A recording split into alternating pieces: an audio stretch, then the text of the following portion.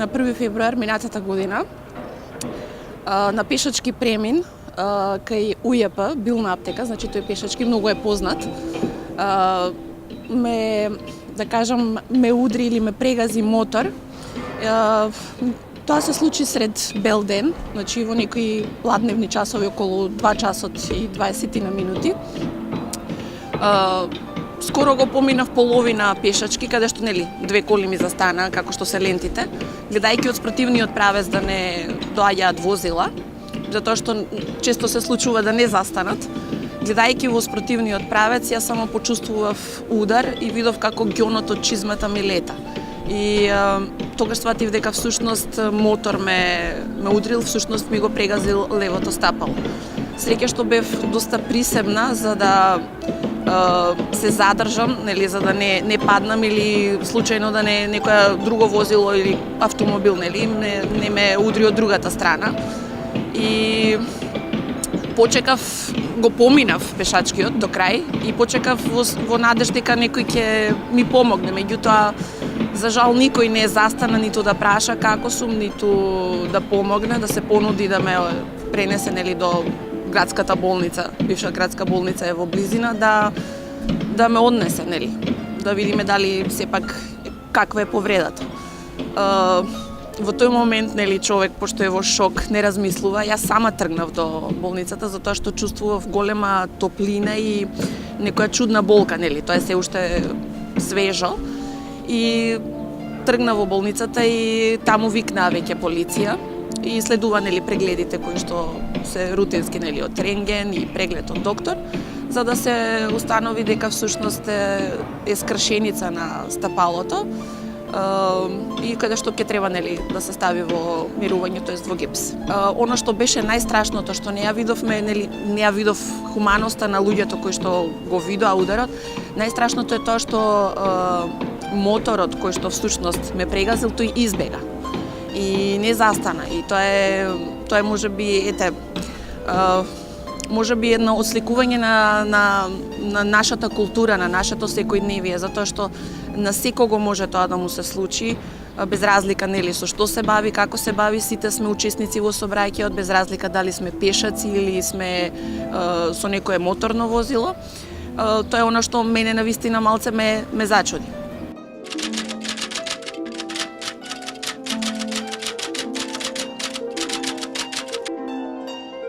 Што се однесува до она што следеше понатаму прашањето што, како, што ќе се одвива во понатамошниот период, навистина беше ризично затоа што скршеницата беше доста незгодна. Во самата скршеница всушност самите коски биле поместени. Можам да кажам, можеби среќа во цела работа што тоа беа долгите коски, метатарзални, кои што тогаш научи всушност како се викаат. И беа поместени и имаше поделено мислење помеѓу докторите. Дали тоа ќе треба оперативно да се направи или да се по класичен или конзервативен начин да се лекува со гипс и мирување.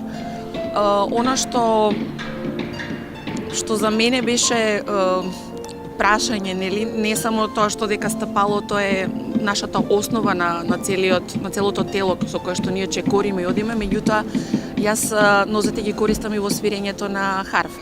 Значи тоа беше прашање дали јас понатаму ќе можам да свирам. И во тој поглед навистина многу прашања се вртеа не само кај мене, него и кај моите родители, кај мојот брат, значи моето најблиско семејство, што понатаму. Меѓутоа, можам да кажам, универзумот така сакал, ги наместил коцките, да навистина докторот кој што ме води, да каже сето тоа да биде по класичен пат, затоа што сепак стапалото е доста сложено. Ние сме, тогаш сватив јас всушност колку човечкиот организам е сложен, колку е совршен во самата градба, а ние не сме свесни.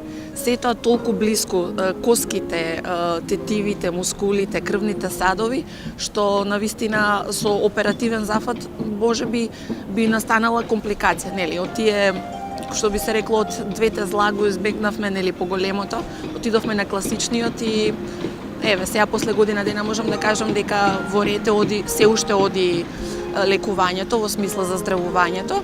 Треба време затоа што се сепак коски, меѓутоа можам да се движам, можам да функционирам и можам да свирам, што за мене сепак беше најголемата среќа.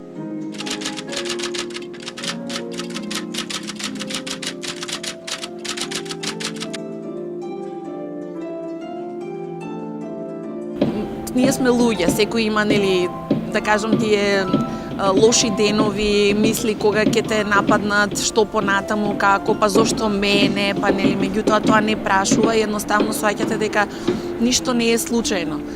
Многу работи се случуваат со некоја порака. Работите на себе, духовно малце повеќе се градите, одите напред, сваќате дека тие нешта ве прават појаки.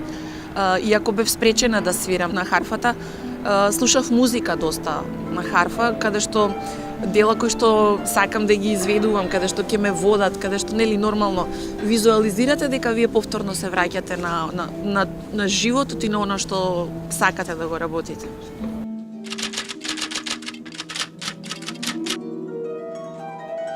Не застана воопшто, дури во момент сега кога се присетувам, кога ме одмина, само слушна пази каде поминуваш, девојче. Мислам, што е нели чудно пешачкиот премине за пешаци. Логично, нели? Иако знаеме сите дека има доста пешаци кои што поминуваат и на неодбележан премин. Камери има. Тука е УЈП, тука е раскрсницата кај Тутовски комбинат, значи камери има, меѓутоа јас не знам како тоа функционира во нашиот систем.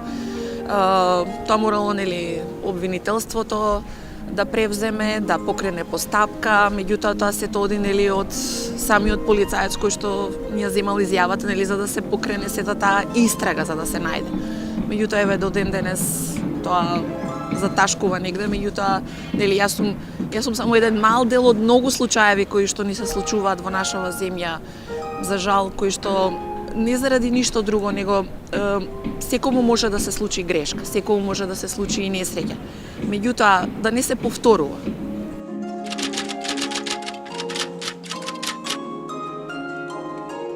Можеби свесноста на луѓето е развиена онолку колку што си дозволуваат самите, нели?